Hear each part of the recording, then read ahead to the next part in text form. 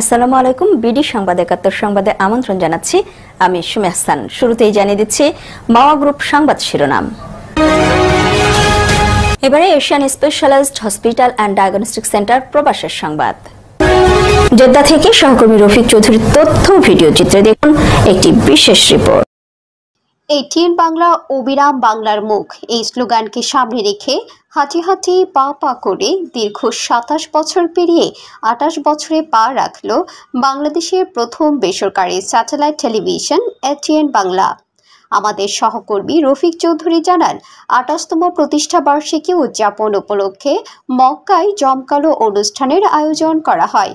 গতকাল রাতে স্থানীয় একটি হোটেল এর হল রুমে এই অনুষ্ঠানের আয়োজন করা হয়।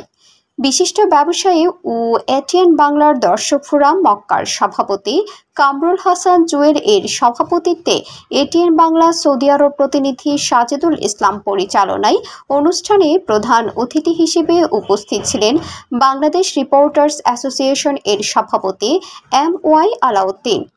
বিশেষ অতিথি হিসেবে উপস্থিত ছিলেন এটিএন বাংলা দর্শক ফোরামের প্রধান উপদেষ্টা মুজাম্মেল হক, বিশিষ্ট ব্যবসায়িক হাবিবুর রহমান ব্যাপারী, মোহাম্মদ সালেহ সুলতান, বিশিষ্ট ব্যবসায়িক মনিরুল আলম মনির, মক্কার বিশিষ্ট ব্যবসায়িক হোসেন খান, বেলাল হোসেন, মোহাম্মদ কামাল, ইকবাল হোসেন, গাজী টিভির মক্কা প্রতিনিধি সেলিম আহমেদ, আর টিভির জেদ্দা প্রতিনিধি হানিজ সরকার উজ্জ্বল, টিভির মক্কা প্রতিনিধি কামাল পারভেজ অভি, ডিবিসির জেদ্দা প্রতিনিধি AR নুমান, বাংলা টিভির মক্কা প্রতিনিধি লায়ন রনি সহ বিপুল সংখ্যক প্রবাসী বাংলাদেশি এতে উপস্থিত ছিলেন।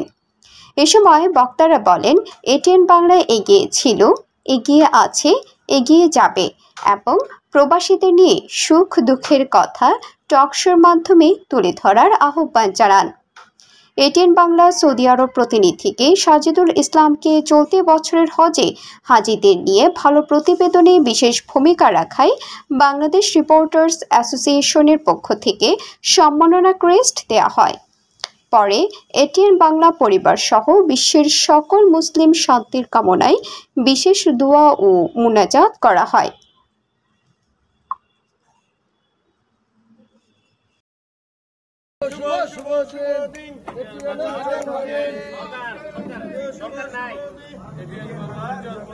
বাংলার শুভ জন্মদিন উপলক্ষে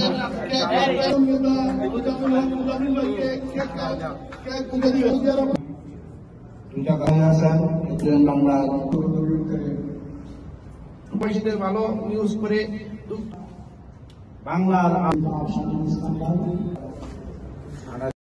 বিডি সংবাদ ৭১-এর প্রবাস সংবাদ এই পর্যন্তই। দেশ ও প্রবাসের নিত্য নতুন খবর পেতে চ্যানেলটি সাবস্ক্রাইব করে সাথেই থাকুন। ধন্যবাদ।